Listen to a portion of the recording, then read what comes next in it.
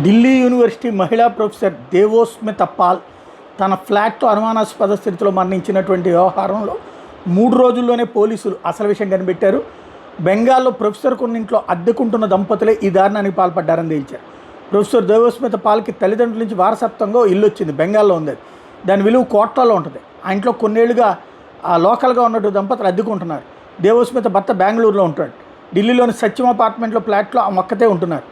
ఆమె ఇంటికి అద్దెకుంటున్న వాళ్ళు ఆ ఇంటిని స్వాధీనం చేసుకోవడానికి ప్రయత్నిస్తున్నట్టు గుర్తించిన స్మిత ఇల్లు ఖాళీ చేయమని కొంతకాలంగా ఒత్తిడి తెస్తుంది. ఎట్లాగైనా ఆస్తిని దక్కించుకోవాలన్న ఆలోచనతో ఆమెను హత్య చేయడానికి దంపతులు కుట్ర పన్నారని తేలింది. అందులో భాగంగానే బెంగాల్ నుంచి ఢిల్లీకి వచ్చారు. బుధవారం ఢిల్లీకి చేరుకున్న నిందితులు ఎవరు వాళ్ళని గుర్తుపట్టకుండా ముసుగులు ధరించి దేవోస్మిత పాల్ ఇంటి దగ్గరికి వచ్చారు. ఎవరికి అనుమానం రాకుండా వాళ్ళతో పాటు తమ బిడ్డను కూడా వెంట తీసుకొచ్చారు. ప్రొఫెసర్ నివసిస్తున్న 6వ అంతస్తుకు లిఫ్ట్కి బదులుగా మెట్ల ద్వారా వెళ్ళారు. ఇంట్లో ప్రవేశించిన తర్వాత తమతో తెచ్చుకున్న ఆయుధంతో ప్రొఫెసర్ని హత్య చేసి అక్కడే బట్టలు మార్చుకుని 30 నిమిషాల తర్వాత క్యాబ్లో తిరిగి వెళ్ళిపోయారు. పోలీసులు క్యాబ్ డ్రైవర్ని విచారిస్తే వాళ్ళు బెంగాల్కి చెందిన వాళ్ళని తేలడంతో ఈ కేసును ఛేదించారు. నిందితులు బెంగాల్లోని బర్ధమాన్లో అరెస్ట్ చేశారు.